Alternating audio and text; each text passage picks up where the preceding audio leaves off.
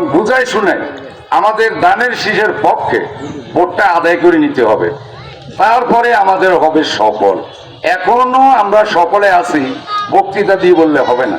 অতএব সর্বশেষ অনুরোধ, দানের শীষ আপনারা চিহ্নিত, যে এই কথা বললে হবে না যে গেছি মিটিংও আমি তো বিএনপিটা, এইটা ব্যাকে চিনে, জামাতও চিনে, আমলিকেও চিনে, বিএনপিও চিনে।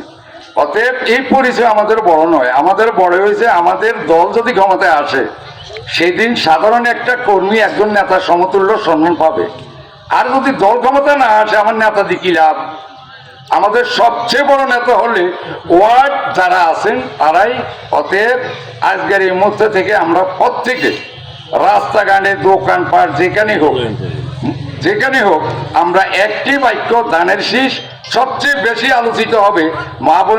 মা বোনদেরকে বুঝতে হবে, কারণ ভোটের সংখ্যা 50-50, তার মধ্যে মহিলা বিদেশে নাই, পুরুষ বিদেশে আছে, মহিলার কাছে বেশি পৌঁছবেন, এটাই অনুরোধ।